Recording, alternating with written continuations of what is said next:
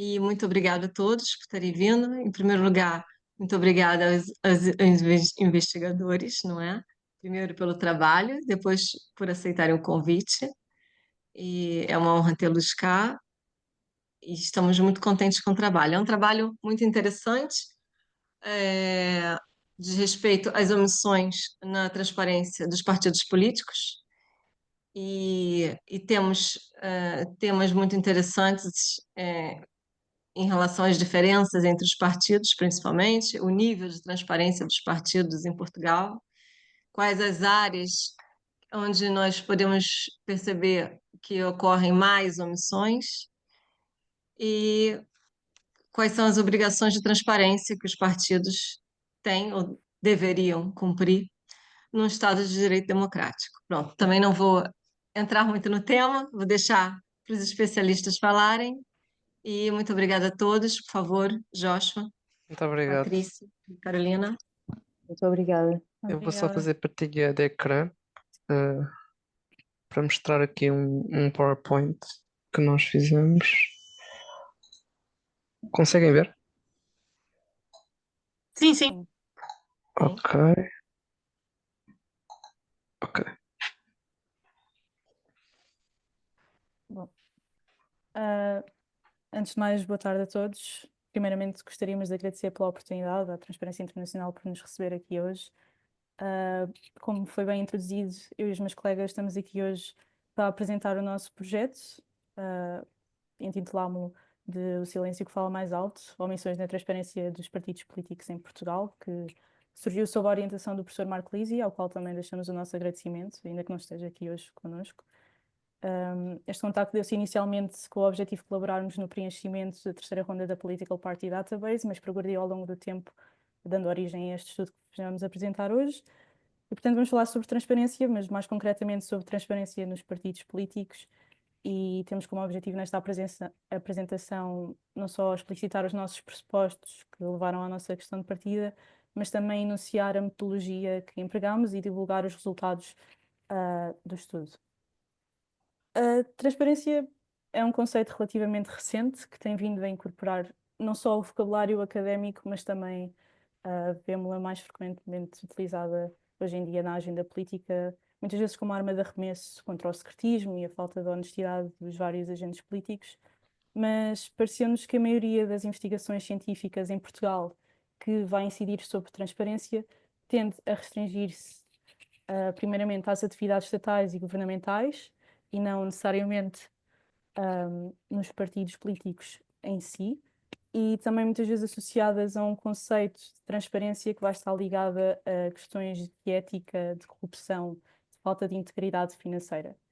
E pareceu-nos existir uma lacuna na literatura académica que refletisse sobre a qualidade, a quantidade e o escopo dos dados que são publicados pelos partidos políticos sobre o seu funcionamento e atividades internas que surgem aparentemente exclusivas aos seus militantes e funcionários. Mesmo que estes estudos incidam sobre as regras de funcionamento internas dos partidos, que são publicadas através dos seus estatutos, muitos desses contributos não vão refletir sobre aquilo que é omisso nos estatutos. E, portanto, o nosso artigo pretendeu responder à questão: qual é o nível de omissões na transparência dos partidos políticos portugueses, neste caso os que têm assento parlamentar, no que toca às suas atividades e ao funcionamento da sua organização interna. Mais concretamente, tivemos por objetivos nesta investigação apreciar os níveis de omissões dos partidos políticos na publicação dos dados aos quais são legalmente obrigados e a publicação de informações que não estão previstas pela lei, mas também averiguar quais é que são as áreas e as temáticas da organização interna que os partidos tendem a omitir, bem como estabelecer uma ordem ou um agrupamento entre os partidos políticos de acordo com os seus níveis de omissões, e avaliar a relação entre omissões na transparência e os tipos de partidos no nosso sistema político nacional. Isto porque partimos dos pressupostos que há um crescente interesse em conhecer estas rotinas e estes processos internos que os partidos políticos têm, muitas vezes porque estas atividades vão se refletir num grande impacto público e, em especial, dada forte aproximação das forças políticas ao Estado em detrimento da sociedade. Portanto, podemos destacar estes três motivos principais que nos levaram a esta investigação e pelos quais achamos relevante fazer este estudo. Esta relação íntima que a transparência vai ter com os princípios de representação e responsabilização políticas, portanto, quantos mais dados fidedignos e detalhados os cidadãos dispuserem sobre os partidos políticos, melhores poderão ser as suas condições para tomar decisões mais esclarecidas e para os responsabilizar politicamente, nomeadamente através de atos eleitorais, sendo esse um dos motivos pelos quais em Portugal os partidos já estão legalmente vinculados a um dever de transparência. Em segundo lugar, vemos estas características atuais que têm sido reforçadas, a sua relação com o Estado, que vai trazer uma necessidade de reforço aos deveres de transparência, não só porque usufruem dos apoios financeiros subvenciados pelo Estado, e, portanto, vão ter que prestar contas a todos os contribuintes fiscais, independentemente da sua orientação ideológica, mas também porque, salvaguardando sucessivamente o seu lugar no Parlamento e no Governo, as associações partidárias passam a exercer, direto ou indiretamente, efeitos práticos sobre a vida de todos os cidadãos e torna relevante perceber o que decorre no interior das suas organizações, o quão abertos são nas suas atividades internas, independentemente se somos funcionários ou militantes dos mesmos. E o terceiro motivo dá-se com esta crise de legitimidade que está associada aos partidos políticos, já que junto do eleitorado há cada vez mais uma imagem depreciativa sobre os mesmos, vendo-os como agentes mais distantes, ocultos e corruptos, que estão focados na satisfação dos seus próprios interesses. E, portanto, vão haver critérios éticos que vão reforçar esta necessidade de um maior esforço de publicação de informações por parte dos partidos políticos. Bem, eu agora cabe-me a mim apresentar uma parte desta investigação e eu vou começar por explicar a importância do caso português no que respeita à transparência. Seguidamente farei uma breve descrição relativa à metodologia da nossa investigação e, por fim, uma introdução à análise dos resultados correspondentes às dimensões formal e informal às quais os partidos políticos respondem no âmbito deste estudo. Para começar, porque é que Portugal constitui um caso relevante para o estudo da transparência partidária? Por duas razões que estão ancoradas em duas perspectivas distintas, mas que são indissociáveis: uma perspectiva normativa e uma perspectiva empírica. Do lado da perspectiva normativa, Portugal destaca-se no contexto europeu por dispor de um quadro legislativo que é muito favorável à operacionalização da política partidária.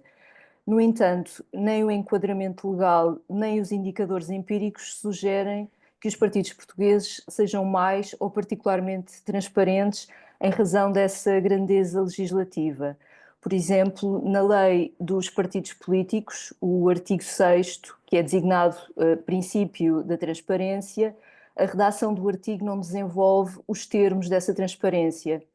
Ou seja, ao não clarificar os contornos do dever de transparência, a norma é suficientemente vaga e, portanto, permite margens de interpretação muito amplas por parte dos partidos.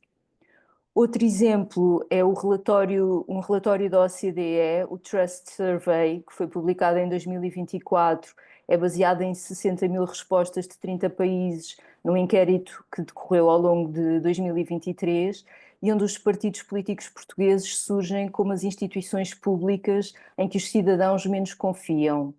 A média de confiança dos países da OCDE é de 24,2% e Portugal, esse valor não ultrapassa os 18%. Este inquérito, como foi realizado em 2023, num contexto que ficou marcado pela crise política que culminou na demissão do governo e na convocação de eleições legislativas antecipadas, pode refletir ainda esse período, mas passado tanto tempo não estamos muito diferentes, portanto eu diria que provavelmente o resultado não seria muito distinto.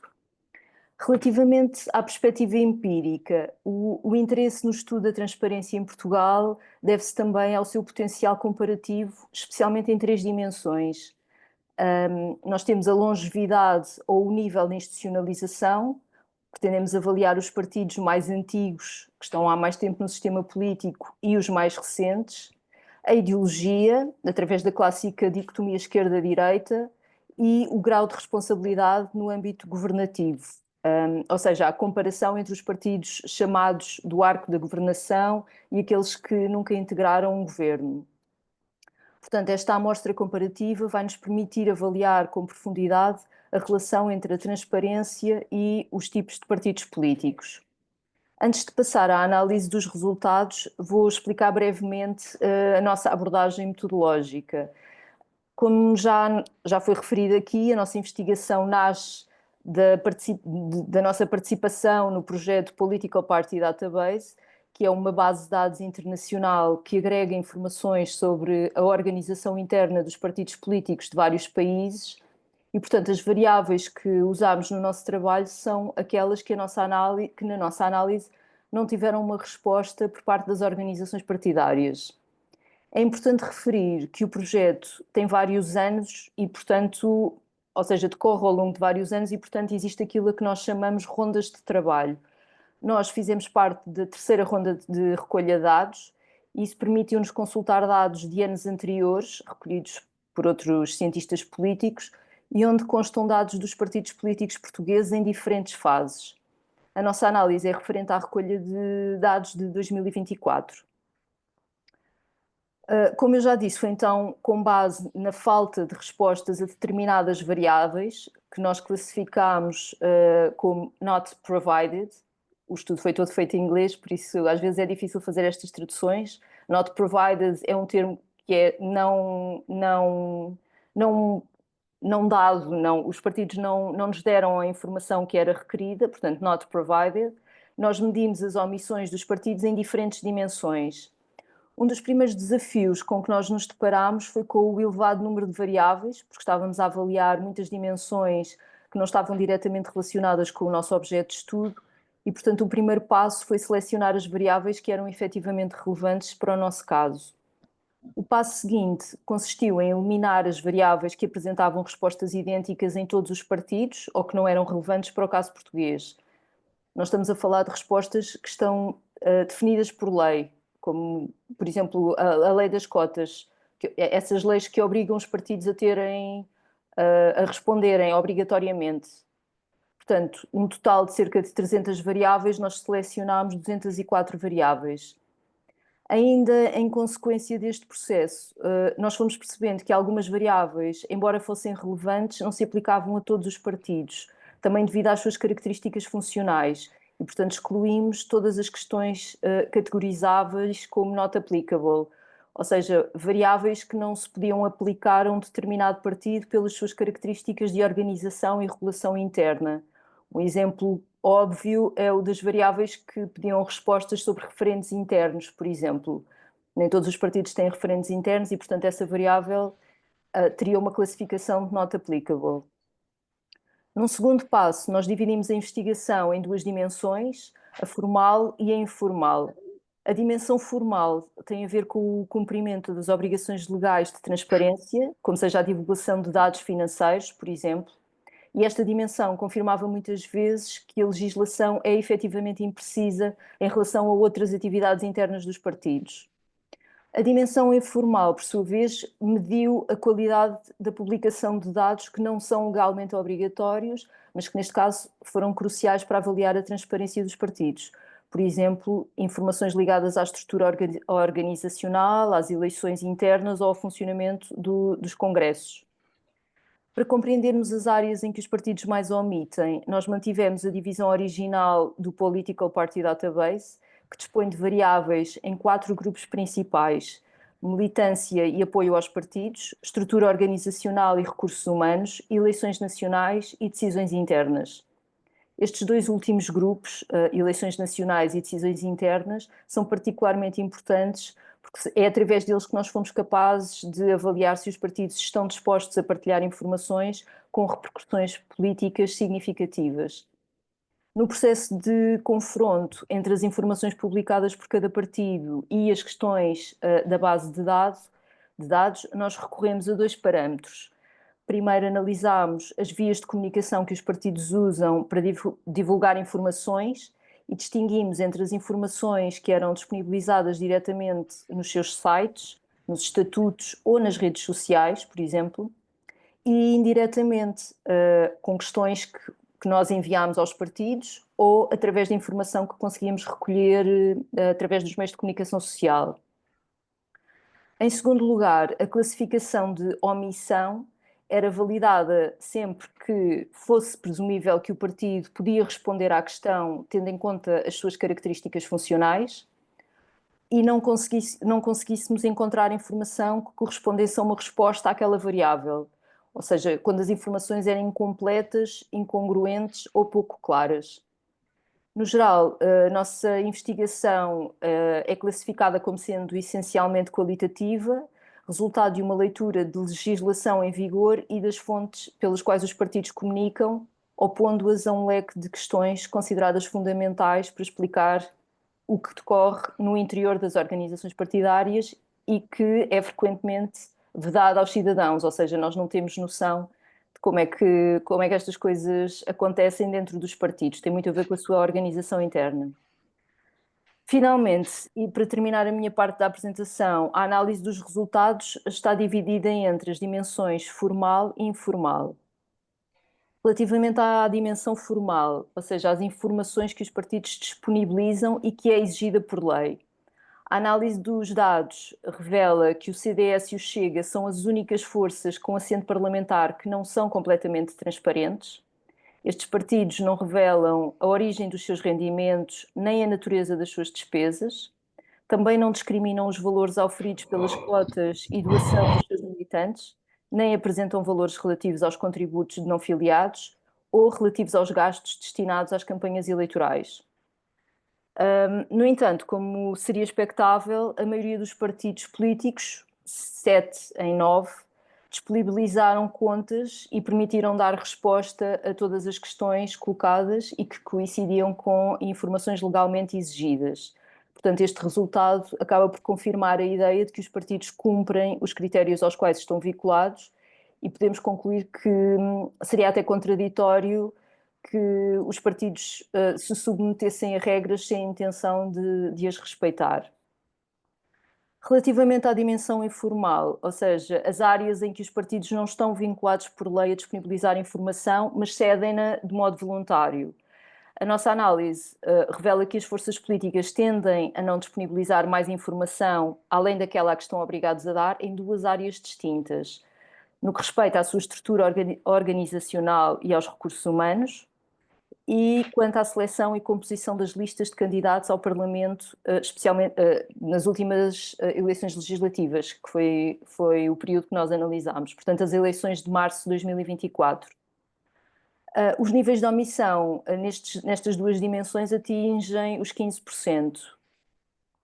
Em oposição, o conjunto de variáveis sobre as quais os partidos têm divulgado mais informações e atribuído uma prioridade intermédia relacionam-se com as questões de decisão interna e com as questões de militância partidária. No que diz respeito às eleições nacionais, a maioria dos partidos não divulgou informações mais concretas sobre temas como número de funcionários na sede do partido no ano eleitoral, regras para a seleção de minorias étnicas ou religiosas na escolha dos candidatos à Assembleia da República, os critérios de inclusão de mulheres candidatas à Assembleia da República, portanto, critérios de género, regras ou critérios de apoio aos candidatos presidenciais e processos gerais de seleção de candidatos às legislativas. Nós confirmamos este mesmo padrão no que toca à transparência sobre as estruturas e recursos humanos, onde 8 partidos omitiram informação sobre o número de funcionários do partido, sobre funcionários de apoio ao grupo parlamentar e assessores pessoais de deputados, sendo que, à exceção do PS, nenhum revelou as suas regras de representação de mulheres no Congresso ou na direção partidária. Passo agora a palavra ao meu colega Joshua. Bem, muito boa tarde. Eu sou Jorge e vou aprofundar aqui a análise sobre a vertente informal do nosso estudo, ou seja, sobre informações que os partidos não estão legalmente vinculados a disponibilizar ao público. Este gráfico representa os níveis de omissão dos partidos políticos em Portugal, ou seja, os novos partidos com assento parlamentar, e mostram que o CDS e o Bloco de Esquerda, como podemos ver aqui, destacam-se negativamente porque apresentam os maiores níveis de omissão, que estão em torno dos 20% e os 16%. Em contrapartida, no lado oposto, temos a Iniciativa Liberal, o PS e o PSD, com níveis de omissões relativamente mais pequenos e que se destacam por ser os partidos que menos omitem. No meio, ou seja, com níveis intermédios de omissão, encontram-se o PCP, o PAN, o LIVRE e o Chega, com cerca de 11 a 12% de omissões. Bom, aqui destacam-se negativamente o CDS e o Bloco de Esquerda e, portanto, vale a pena explicar um bocadinho sobre o porquê destes dois partidos apresentarem mais omissões. Bom, em primeiro lugar, o CDS não disponibilizam muitas informações que os outros partidos disponibilizaram. Tiveram 7 omissões de informação relativamente às condições de funcionamento dos seus referentes internos, ou seja, referentes que são realizados normalmente para decidir questões de posicionamento do partido sobre determinado assunto. 5 omissões sobre o papel que é exercido pelas organizações locais e regionais na seleção dos candidatos à Assembleia da República. Uma omissão sobre o número de membros da direção que o líder pode selecionar. E mais outra omissão sobre o número de unidades constituintes do partido em todo o território. Portanto, estas são as omissões que o CDS apresentou e que mais nenhum partido apresentou esse tipo de omissões. Depois, o Bloco de Esquerda, para além de todas as outras omissões que a maior parte dos partidos não... todas as outras informações que a maior parte dos partidos não disponibilizou, o Bloco de Esquerda destacou-se negativamente por não fazer qualquer referência ao processo de seleção dos candidatos eleitorais nos seus estatutos. Portanto, é o único partido que não esclarece se os seus deputados têm ou não têm alguma influência na seleção do líder partidário. Depois, se nós atendermos às omissões destes mesmos 9 partidos, mas no que diz respeito às questões com relevo eleitoral, nós acabamos por confirmar a tendência prévia. Portanto, os partidos continuam a dividir-se em 3 categorias. A categoria dos que mais omitem, dos que menos omitem e a categoria dos partidos que têm valores médios de omissão. No entanto, há aqui algumas pequenas variações que também são dignas de análise. O Chega, por exemplo, mostrou-se menos transparente em temas com maior relevância eleitoral em comparação com o gráfico anterior e acaba por posicionar-se aqui entre os 3 partidos com maiores níveis de omissão. O CDS continua no top 2 dos partidos que mais omite, no entanto, surge aqui atrás do Bloco de Esquerda. O Bloco de Esquerda supera o CDS, então, sendo o partido com maior percentagem de omissões em matérias de alto relevo eleitoral, mas a presença do CDS aqui, entre os partidos que mais omitem, mostra-nos 2 coisas. A primeira é de que o CDS concentrou a maior parte das suas omissões, ou seja, 19 em 29, em questões de grande repercussão eleitoral. E isto sugere 2 coisas, é que não só o CDS é o partido menos transparente a nível geral, como também é dos partidos que mais omite informações com maior impacto público, ou seja, impacto eleitoral. Passando aqui a um outro gráfico e analisando agora os tipos de partidos, e a Patrícia já explicou com base no que é que analisamos estes tipos de partidos. Portanto, temos os partidos mainstream e challenger. Mainstream consideramos o PS, o PSD e o CDS, challenger todos os restantes. Os partidos mais velhos, o PCP, PS, PSD, CDS, e mais novos, todos os restantes. E depois partidos de esquerda e direita, que esses nós sabemos muito bem quais são. A nossa expectativa, de acordo com a literatura dominante, era a de que os partidos de esquerda seriam mais transparentes, ou seja, teriam menores níveis de omissão do que os partidos de direita. E, mais concretamente, que os partidos de esquerda recentes, partidos da chamada nova esquerda, seriam significativamente mais transparentes do que os partidos recentes de direita, os chamados partidos da nova direita. Um exemplo de partido de nova direita é o Chega, um exemplo de partido de nova esquerda é, por exemplo, o LIVRE ou o Bloco de Esquerda. Este gráfico, no entanto, revela, a linha está quase reta, portanto, revela que não existem diferenças substanciais entre cada um dos tipos de partido. Ou seja, estas diferenças acabam por não superar os 1% de variação. Analisando isto nas variáveis com maior relevância eleitoral, isto também sugere que não existem grandes discrepâncias significativas entre os tipos de partido. Os valores oscilam aqui entre os 7% e os cerca de 8%. E, portanto, estes resultados parecem demonstrar que não é possível afirmar de forma inequívoca que alguns tipos de partido são claramente mais transparentes do que outros. Mas este fenómeno pode ser explicado, nós achamos, por duas razões. Há dois fatores que podem justificar esta similitude de resultados em termos de omissões. Portanto, no caso da semelhança entre partidos novos e partidos antigos, também na semelhança entre partidos challenger e partidos mainstream, isto pode ser justificado pelo facto de haver uma grande sobreposição entre estes tipos e estes tipos. Por exemplo, a única variação aqui, o único partido que muda entre este grupo e este, é na prática o Partido Comunista Português. E isto pode justificar esta similitude, não é?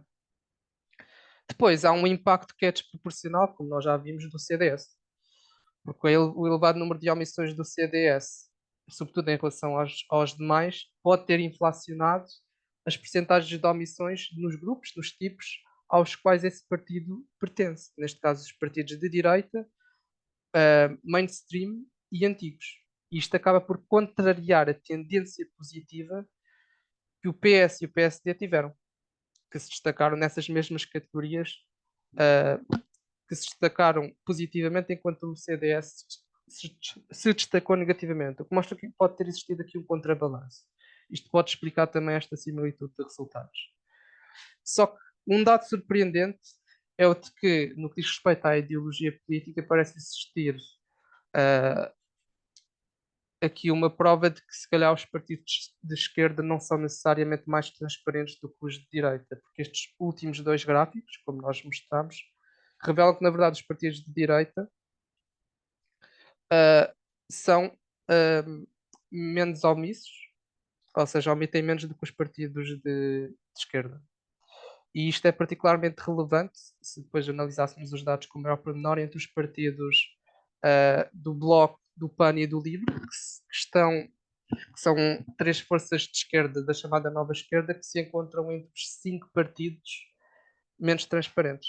Isto acaba por ser um bocadinho surpreendente, contrariando as expectativas da literatura. Antes de acabarmos aqui a apresentação sobre a nossa investigação, sobre o nosso projeto, nós decidimos, antes de mais, procurar explicar algumas limitações e o eventual impacto na literatura científica. Portanto, quanto ao impacto, este projeto, este artigo, procurou inovar em 2 sentidos. Um sentido é formal, tal como a Carolina tinha mencionado no início. Nós usamos o conceito, ou uma dimensão de transparência que tem sido negligenciada, que é a transparência como princípio de divulgação de dados, e o outro é em sentido material. Aplicamos a transparência aos partidos políticos. E ainda que existissem estudos sobre a transparência das instituições públicas, o nosso foco eram os partidos políticos e, em particular, a dimensão privada dos partidos políticos, que tecnicamente e formalmente são organizações privadas. Os resultados deste estudo eles devem ser lidos como sendo um contributo exploratório e generalista para um tema que ainda merece ser aprofundado. Há algumas limitações metodológicas com que nos deparamos e, por isso, estes dados têm que ser interpretados de uma forma que não é taxativa. Por exemplo, o recurso à Political Party Database como referência, apesar de ser uma base de dados muito abrangente, ela não capta todas as especificidades dos partidos portugueses, e depois já podemos explicar isso melhor. Não vale a pena entrar aqui em muitos detalhes, mas há certas perguntas da base de dados que não se enquadram especificamente com algumas características funcionais dos partidos, e isso nós tivemos em consideração, mas acaba por haver uma certa componente um pouco, um pouco subjetiva. E depois há um inconveniente transversal aos estudos sobre transparência, mais concretamente sobre os estudos sobre publicação de informações, que é o de que, por mais informações que os partidos publiquem, nada nos diz que essas informações são aplicadas internamente. Ou seja, continua a haver aqui uma decalagem, uma diferença entre o funcionamento real e o funcionamento formal dos partidos. No cômputo geral, nós vimos que todos os partidos dispõem de muitas omissões na transparência e muitas delas incidem sobre temas bastante sensíveis. Uh, Isto pode ser atribuído, ainda não existem explicações necessárias, pode ser atribuído a dois fatores que nós identificamos. Em primeiro lugar, os partidos tentam assegurar uma margem de manobra interna, isso aumenta o número de práticas e regras informais e aumenta a capacidade decisória dos líderes. E por outro lado, os partidos, ao adotarem uma postura prudente, ou seja, como os partidos não conseguem antever os efeitos positivos ou negativos da publicação de mais informações, tendem a ser mais conservadores e acabam por não publicar tanto e nem publicar muito mais além do que a lei exige. Só que no contexto da crise de legitimidade, de que a Carolina falou, a leitura crítica que pode ser feita sobre estas falhas dos partidos é de que os partidos escolhem não partilhar certos aspectos porque têm consciência de que a sua emissão não seria bem recebida pelo público e pelos seus adversários políticos, ou se calhar porque os partidos não operam genuinamente segundo regras formais e deixam para os líderes as opções sobre matérias que são imprevistas pelos estatutos. Portanto, é justamente neste sentido que as omissões, o estudo das omissões dos partidos políticos pode ser visto como fator relevante para diminuir a má reputação e a desconfiança que existe no eleitorado face aos partidos políticos e às instituições políticas na atualidade. E é aí que reside a relevância prática deste estudo. Nós agradecemos a vossa atenção e estamos disponíveis para as vossas perguntas e para o vosso feedback e eventuais sugestões. Muito obrigado.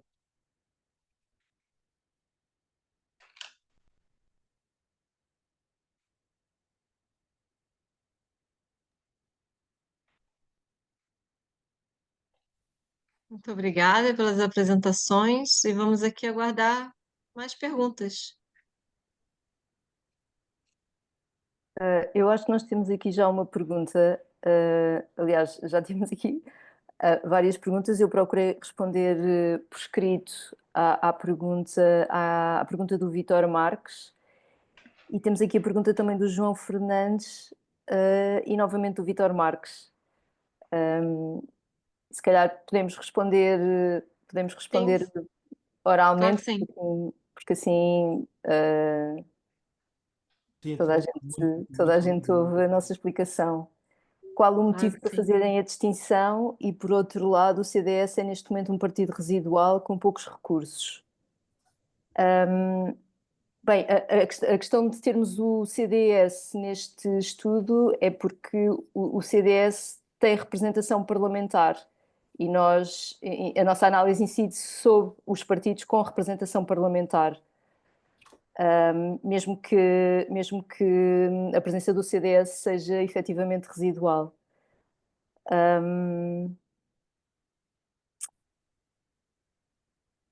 As nossas conclusões apontam para uma necessidade de reforma do sistema. Sim, qual seria a proposta mais urgente?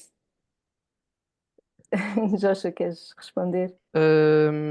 Qual seria a proposta mais urgente? Eu acho que a proposta mais urgente é uma proposta muito difícil. Houve aqui uma parte que nós, por questões de tempo, não quisemos entrar por esse caminho, mas essencialmente existe o que acontece, que é um fenómeno que a literatura em ciência política chama-se fenómeno de cartelização política.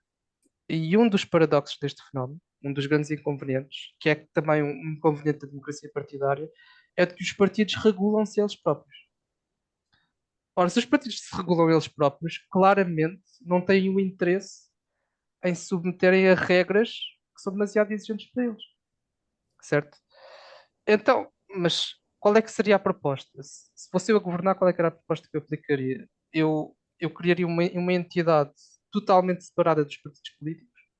E, portanto, nem sequer é o Tribunal Constitucional, porque o Tribunal Constitucional é composto por juízes que são nomeados pelos partidos políticos, e também a entidade de contas não tem competências suficientes para, nem recursos para conseguir fazer essa fiscalização. Eu criaria uma entidade completamente independente e faria uma alteração.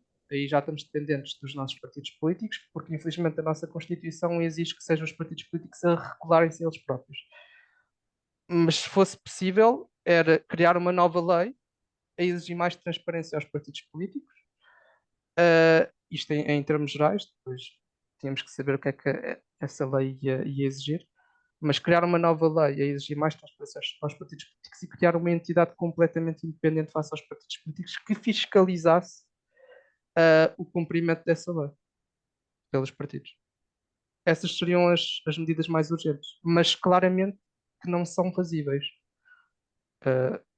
se formos realistas. Acho, parece que o Vitor Marques tem uma pergunta, ou para completar a pergunta que já fez. Vitor, por favor. Boa tarde, muito brevemente. Em primeiro lugar, agradeço a apresentação do estudo. Acho que tem conclusões que não são, como sublinho, que não eram esperadas de todo. Mas parece-me a mim que algum dos aspectos que apresento e das conclusões que retiram tem muito a ver com a forma como classificaram os partidos. A opinião pública em geral tem uma péssima opinião dos partidos ditos do Bloco Central, PS e PSD, e que no seu todo representam, pronto, são realmente os partidos mainstream. Mesmo o CDS, eu estava a sublinhar a questão do CDS, porque o CDS é um partido com poucos recursos. É verdade que tem representação parlamentar, mas tem representação parlamentar porque se aliou à AD, e o CDS atual, que é o CDS Partido Popular, não é o CDS mainstream dos anos 90, ou dos anos 80, sobretudo. Pronto, isto é, claramente para mim, ou seja, não me parece que seja é a minha opinião, terão obviamente uma opinião diferente e critérios diferentes, mas acho que seria relativamente fácil encontrar argumentos para os dois lados. Ou seja, fazer o mesmo exercício e que fizeram, utilizando os dois partidos, identificando os dois partidos do Bloco Central, PS e PSD, e a levar a conclusões diferentes, que seriam também de uma certa maneira chocantes, porque inesperava, mas não poriam em causa de tal ordem. Digamos, por um lado, são também trazem uma informação que é pacificante, ou seja, o sistema eleitoral no seu todo, se calhar por esses partidos serem muito mais escrutinados por estarem no poder, os partidos que de poder são os mais transparentes também, e da vossa análise não vai sair isto. Isto é um ponto. Por outro lado, também classificar o PAN como um partido de esquerda, com a atual direção do PAN, não é de todo um partido de esquerda, e que também o seu primeiro fundador, o seu anterior, um dos fundadores, saiu do partido há uns anos atrás. E o que eu quero dizer é que, tendo em conta todo o escrutínio que há sobre a classe política, e bem, mas sobre a própria democracia, que está em todas as horas de comunicação social, com cartazes que põem em causa a democracia como um valor em si, ou seja, os 50 anos mostram, em lugar de valorizar os 50 anos de democracia que me permitem dizer o que estou a dizer neste momento, sem medo, criam à volta dos 50 anos o ônus de corrupção, de ineficiência, de ineficácia, etc.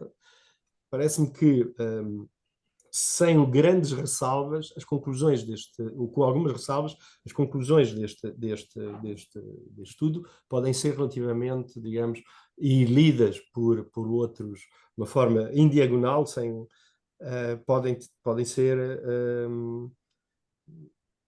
não sei se serão positivas para a democracia. Pronto, se calhar é um bocado forte o que estou a dizer, mas é o que para mim que concluo das vossas conclusões.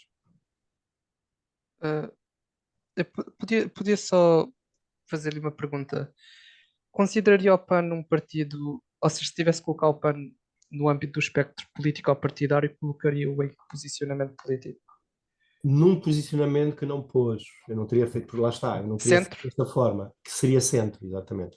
Ok, Eu teria subdividido de forma diferente. Extrema esquerda, esquerda democrática, porque há uma esquerda democrática, como também há uma direita democrática, por mais que, certo.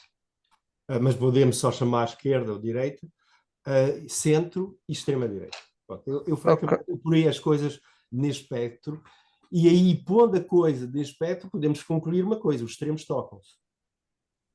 certo. É uma conclusão que, na análise como repartiram, classificaram, não se retira. E é uma conclusão bastante interessante e dá valor pronto, a quem realmente promove a democracia, o pensamento, e não grandes chavões, propaganda, buzzwords, ou o que for, para poder sacudir e, por vezes, criar danos mesmo à democracia. Isto é... Uh, Justificando aqui a nossa tipologia, ou seja, porque é que nós consideramos o PAN de esquerda? Em primeiro lugar, porque a tipologia direita-esquerda. Esta tipologia é a tipologia mais, do nosso ponto de vista, é a tipologia mais funcional, porque é muito mais difícil e muito mais subjetivo definir em que sentido é que um partido é de centro-esquerda, centro-direita, direita, centro-direita, esquerda, centro-esquerda e esquerda radical, ou seja, essas separações são muito mais subjetivas do que a separação esquerda-direita. E porquê é que nós colocamos o PAN na esquerda? Porque, do meu ponto de vista, claramente o PAN não é de direita. E isto são alguns compromissos que nós temos que fazer quando claramente pode ser uma simplificação, certo? Mas mesmo que o PAN se assuma de centro, do meu ponto de vista, honestamente, eu acho que é um partido de esquerda. Por exemplo, a Iniciativa Liberal, não estou aqui a fazer comparações diretas, não são claramente o mesmo partido, mas a Iniciativa Liberal apresenta-se como partido de centro também. E desde a criação eles assumiam-se de centro. Nós não, diziam mesmo que não acreditavam na divisão esquerda-direita e assumiam-se de centro. Quando eu acho que honestamente toda a gente sabe que é um partido de direita. Então esta divisão esquerda-direita justifica-se com base nisso, com base nessa incapacidade de conseguir estabelecer diferenças muito grandes e taxativas entre centro, centro-esquerda, esquerda, centro-esquerda, e o mesmo para a direita. Quanto ao CDS, a questão do mainstream, ela justifica-se com base no facto do CDS já ter tido lugar governativo, ao contrário de todos os outros partidos que nós não consideramos mainstream. Portanto, partidos mainstream PS, PSD e CDS. E esta divisão justifica-se com base na ideia de que, portanto, divisão entre partidos que já tiveram lugar no governo e partidos que não tiveram, no sentido em que, supostamente, partidos com lugar, que já tiveram lugar no governo, seriam partidos mais responsáveis e mais responsivos. Ou seja, haveria a expectativa de que eles seriam mais transparentes, e teriam menos omissões, por consequência.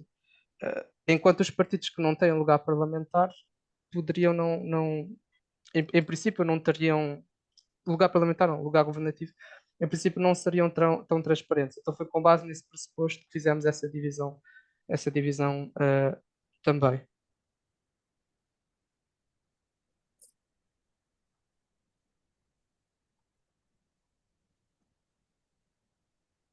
Agora, se quiserem passar para o chat, Joshua, nós temos Ah, mais, Solicitei poder mais. intervir.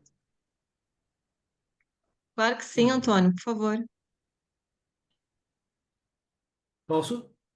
Claro, claro que sim, Ah, por favor. muito bem.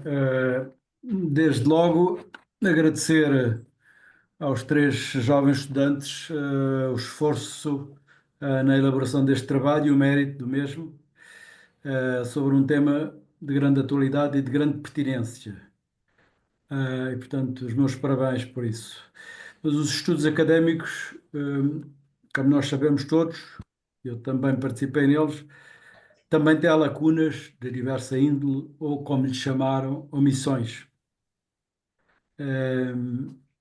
E eu gostaria de colocar à vossa consideração, a seguinte reflexão.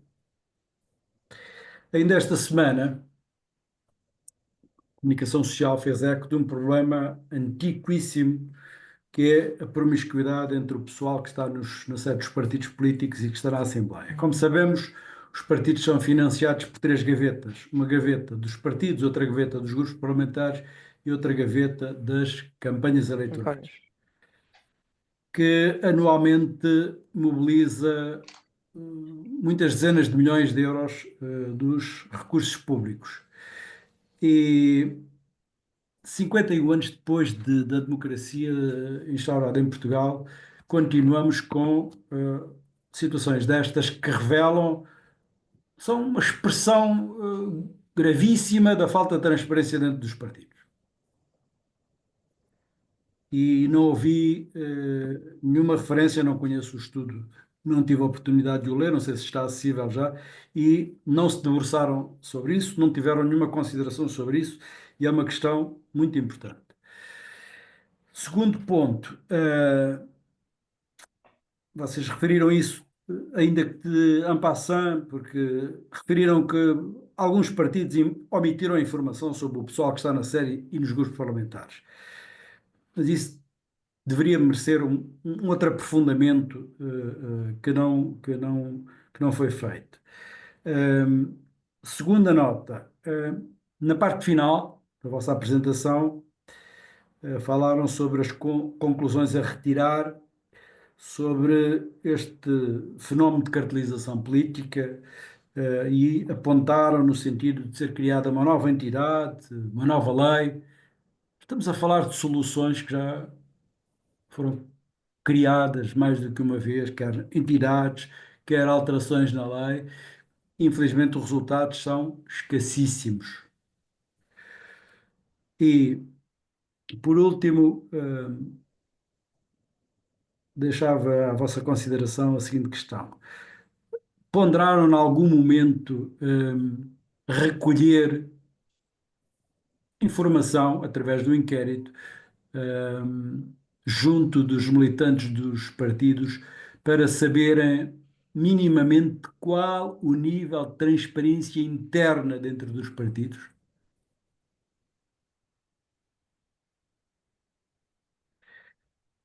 Por isso é que eu gostaria de facto de ter sido mais, esperava mais, confesso, do vosso estudo, mas pode ser que seja um primeiro passo para um estudo mais aprofundado sobre este sistema em que nós estamos mergulhados e que é visível, e eu creio que também não chegaram a esse ponto, é visível nos pareceres e nas auditorias do Tribunal Constitucional sobre as contas dos partidos e sobre as contas das campanhas. Se tiverem a oportunidade de fazer esse exercício de escrutínio da transparência dos partidos através desses dois indicadores, contas dos partidos, contas das campanhas, vão ficar aterrorizados com a realidade que vão encontrar. E, portanto, se o vosso propósito é aprofundar o vosso estudo sobre a transparência nos partidos políticos,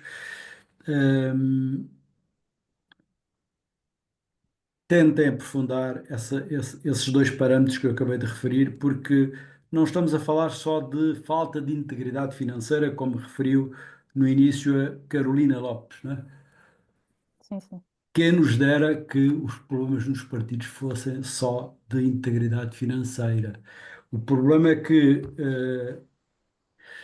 a sociedade tem vindo a desvalorizar, não obstante os últimos acontecimentos dos últimos tempos, a importância da ética que define os padrões de comportamento, como nós sabemos, e tem-se esquecido, inclusive, muitas vezes de um valor fundamental que é a integridade, que é a aplicação desses padrões na prática. E nós vamos sendo cada vez mais tolerantes a estas omissões e falhas dos partidos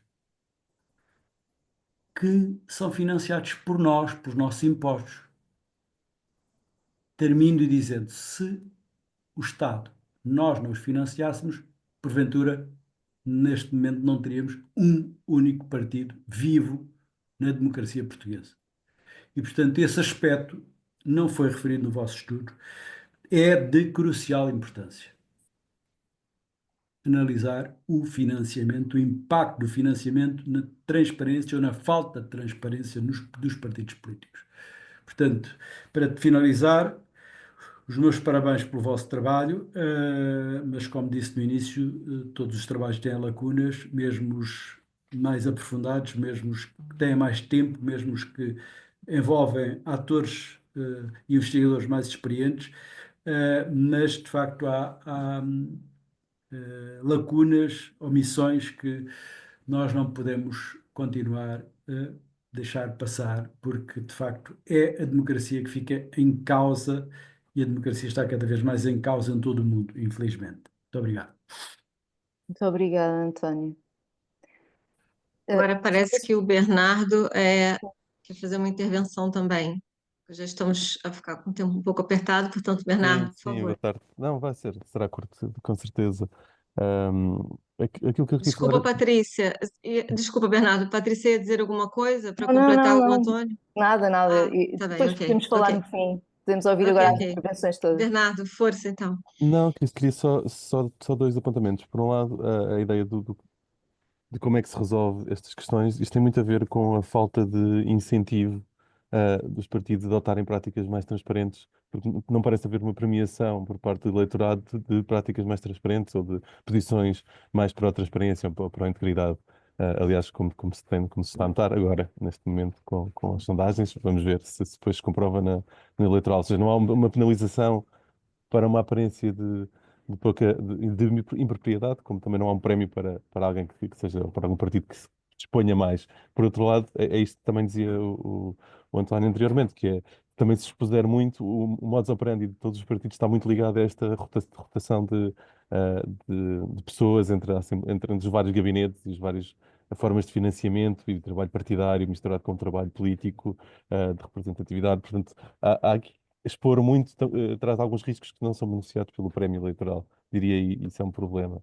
Ahm, por outro lado, o próprio funcionamento dos partidos, ou a história dos partidos na democracia portuguesa como elemento fundador do Pacto MFA-Partidos, desde o início da democracia, dá-lhes um poder muito grande de auto-organização e, aliás, tem sido ainda mais exponenciado pela postura permissiva do Tribunal Constitucional de não intervir na vida interna dos partidos, mesmo quando considera que existem casos de fraude eleitoral, considera que não se aplica à vida interna dos partidos e não se pronuncia. Portanto, um militante de um partido, um membro de um partido, neste momento não tem muitas armas a jogar mão depois de ultrapassados os recursos internos de conselhos de edição que existam.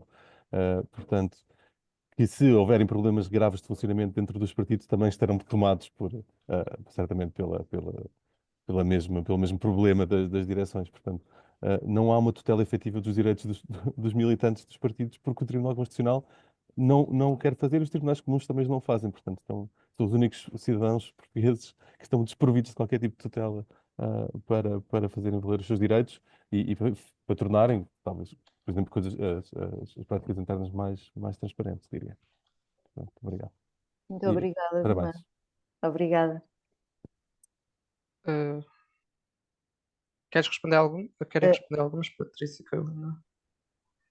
Sim, eu gostava de responder à intervenção do António, que foi super interessante e muito útil. Obviamente, o nosso estudo tem lacunas, claro, isto surgiu precisamente de um projeto maior onde nós estávamos inseridos e começámos a perceber que havia imensas informações que nós precisávamos de recolher e não tínhamos acesso a elas, e portanto surgiu aqui a ideia de, mais do que tentar perceber o que é que os partidos nos dão, vamos tentar perceber o que é que eles nos dão e, a partir desse pressuposto, tentar criar aqui um perfil para perceber quais são as áreas onde os partidos realmente estão a falhar. Mais do que a solução que o Joshua falou, de criar uma nova entidade, criar uma nova lei, eu creio que este trabalho essencialmente aponta para a necessidade de a sociedade civil também se envolver, porque se a sociedade civil não responsabilizar os partidos políticos, claramente essa responsabilização não se vai dar, não vai acontecer. É importante o Estado financiar os partidos, porque esse também é um garante de que a democracia funciona. Se o Estado não financiar, e também aí é um paradoxo, e é difícil, é complexo, porque é difícil resolução, porque se não houver um apoio do Estado, como é que nós garantimos o funcionamento da democracia? Agora, nós temos efetivamente de criar aqui uma série de mecanismos que promovam maior transparência, que promovam maior ética, e isto é uma coisa de todos, não é uma coisa só dos partidos. A sociedade tem de se envolver, a sociedade tem de criar consciência sobre o que é importante exigir aos partidos políticos. E, portanto, este estudo é um início de uma coisa que nós esperamos que venha a aprofundar-se, sem dúvida, precisamente para apontar para essa responsabilização. E é isso. Não sei se o Joshua ou a Carolina querem acrescentar mais alguma coisa. Queres dizer alguma coisa, Carolina? Não, acho que não tenho nada a acrescentar. Eu tinha aqui algumas coisas a acrescentar ao que a Patrícia disse, que é aquele paradoxo do financiamento, não é? Porque, tal como o António disse, nós financiamos os partidos políticos, portanto eles deviam prestar-nos contas. A alternativa era, no entanto, não haver financiamento aos partidos e os partidos ficavam reféns de interesses privados. Porque se os partidos ficassem apenas vinculados ao financiamento dos militantes, haveria mais espaço para que os partidos pudessem corromper-se aos interesses, nomeadamente de entidades privadas, uh, mesmo que a lei o proíba, não é? Porque o pressuposto de haver financiamento é o de que, ao mesmo tempo, uh, os partidos fiquem menos dependentes da sociedade civil, dos militantes enquanto privados e não enquanto contribuintes fiscais. Na altura eu tinha dito que uma das soluções era criar novas entidades e criar uma nova lei. O António tinha dito que essas soluções já foram aplicadas, mas eu não sei até que ponto, e gostava que me respondesse, porque não sei mesmo, ou seja, é uma dúvida genuína, se já foi aplicada, ou se já foi feita alguma lei que exigisse aos partidos mais informações do que aquelas que eles já disponibilizam nos seus estatutos ou nos documentos que têm que enviar ao Tribunal Constitucional. Porque eu acho que é o problema que está aí. Ou seja, nós falamos do Tribunal Constitucional e da sua incapacidade de fiscalizar os partidos, mas o Tribunal Constitucional tem que obedecer perante a lei. E a lei é feita pelos partidos políticos. Depois há aqui outra questão do facto de não termos mencionado a vertente do financiamento e a promiscuidade interna do financiamento que existe entre grupos parlamentares, campanhas políticas e depois partidos, as sedes do partido ou os organismos do partido. De facto, o nosso trabalho tem lacunas, mas uma parte fulcral do trabalho era sobretudo ligada à vertente da publicidade, ou seja, do conhecimento que o público tem sobre os partidos, à luz daquilo que os partidos publicam. O nosso foco não foi tanto analisar a questão financeira, e quando analisámos sempre na vertente de saber se os partidos estavam ou não estavam a obedecer ao que a lei exige que eles publiquem. Portanto, o nosso estatuto esteve sempre subordinado à questão da publicidade, e àquilo que os partidos publicam, emitem ao público. Portanto, esse foi o aspecto central do artigo, e evidentemente há muitas coisas que não conseguimos aprofundar, não só por uma questão da objetividade científica, mas também de falta de tempo e falta de recursos. Depois também tinha mencionado, eu não sei se me estou a lembrar bem, porque foram feitas ainda algumas perguntas, sobre a questão de termos falado temos falado com pessoas dos partidos para perceber se existem mecanismos de transparência interna ou não existem. Eu acho, no entanto, que esse procedimento não, embora fosse relevante saber, não é? Era sempre importante, acho que do ponto de vista da objetividade de um trabalho científico e académico, acho que não teria muito a ganhar.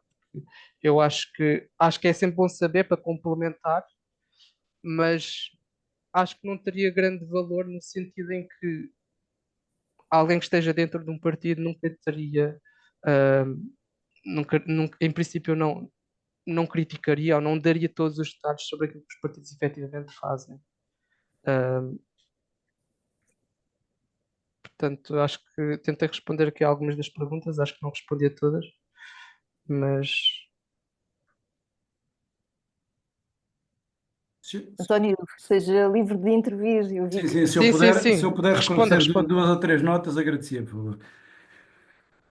Posso? Ora bem, Claro que sim. mais uma vez, reafirmo o mérito do vosso estudo, e, portanto, devem ter a oportunidade no futuro de o aprofundar e, inclusive, o alargar. Duas notas. Uma, alternativa ao financiamento não é o financiamento privado, é os partidos cumprirem as regras de financiamento. E se não cumprem, são sancionados com a perda ou multas avultadas, mas pagas com o seu próprio recurso, não com o recurso do financiamento que recebem. Porque o Tribunal Constitucional aplica coimas aos Certo, partidos na gestão, nas irregularidades e nas ilegalidades das suas contas, aplica coimas nas irregularidades, e são muitas, são dezenas, e irregularidades e ilegalidades na gestão das campanhas, e depois, como é que os partidos pagam essas coimas? Com a subvenção que recebem. certo. Portanto, isto é uma perversidade. Portanto, se eles tivessem que pagar com subtração no ano seguinte da subvenção, a sanção era real. Assim é uma sanção a fingir. É só para deixar a vossa reflexão. Depois, no que toca àquilo que o Joshua falou, envolver a sociedade civil, Uh, Fui eu. peço desculpa, a Patrícia, perdão. Sim. Ah, eu desafiava-vos a fazer um exercício de arranjar um grupo de cidadãos para concorrer a uma Câmara para perceberem a desigualdade tremenda que existe de direitos para os partidos e para os cidadãos. Isto não é mobilizar a sociedade civil para nada. É um horror a diferença de obrigações entre um partido e um grupo de cidadãos concorrer a uma autarquia. certo. Um horror, um horror. Portanto, ah, eu poderia explicitar isso aqui em Mas detalhe aí, para perceberem a dimensão da tarefa homérica que é para um grupo de cidadãos apresentar uma candidatura a uma autarquia. Pronto. Finalmente, só para dar uma nota, eu percebi que o vosso estudo tinha-se focado mais nas questões da forma e não da substância. Mas, portanto, deixo-vos o apelo para que, Uhum. quando tiverem a oportunidade de o desenvolver, se dediquem às questões da substância, porque são elas que são relevantes para a vida das pessoas, porque as pessoas não mudam a sua atitude, porque lá está, o Tribunal Constitucional pune com uma coima o partido que vai pagar essa coima com os recursos que O recebe do dinheiro, Estado. Portanto, isto é um círculo vicioso que faz com que a reputação dos partidos esteja cá embaixo, no fundo da tabela da sociedade. E posso-vos dizer, da minha experiência profissional, porque fiz muito trabalho internacional junto de governos e de parlamentos por essa Europa fora e mundo fora, o nosso nível de exigência, quer como cidadãos, quer traduzidos em mecanismos de controle legais e outros, é francamente baixo em relação àquilo que se passa na Europa. Não em todos os países, infelizmente, mas em muitos países da Europa, o nível de exigência para com a classe política é muito superior à nossa. E nós somos muito tolerantes. Só falta permitirmos que um político no ativo possa assassinar em direto e ao vivo um outro cidadão e depois poder apresentar-se às eleições autárquicas, às eleições legislativas ou eleições presidenciais. Só falta isto acontecer para nós termos um nível de tolerância tão grande quanto aquela que revelamos. E, portanto, quando criticamos a classe política, devemos olhar para nós, porque nós somos pouco exigentes para com eles. E, portanto, esse parâmetro, se quiserem aprofundá-lo, acho que merece uma reflexão muito séria, porque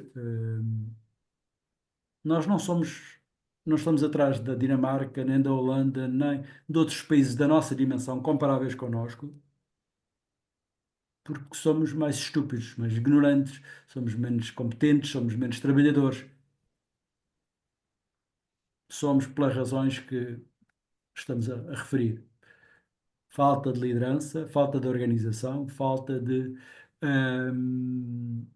exigência, digamos assim, das nossas élites políticas e já agora, para não bater só na classe política, também empresariais. E não vos maço mais. Obrigado. Muito Obrigado obrigada, pelas António. sugestões. Muito obrigada. Pronto, então acho que chegamos ao final. Agradeço a todos. Pelo menos para mim, o estudo em muitas partes foi uma surpresa, não é? Bem grande, acho que para todos nós. Queria agradecer a presença de todos os associados e as perguntas e a participação e as colocações, porque acho que é isso que enriquece depois novos estudos, não é? Para os investigadores, ou aprofundamento do estudo que já está em curso, não é? Portanto, muito obrigada a todos. Estamos disponíveis se quiserem colocar mais questões, podemos debater para um futuro. Não é isso? Joshua, Carolina e Patrícia. Muito obrigado. Com certeza. Muito obrigada a todos pela presença.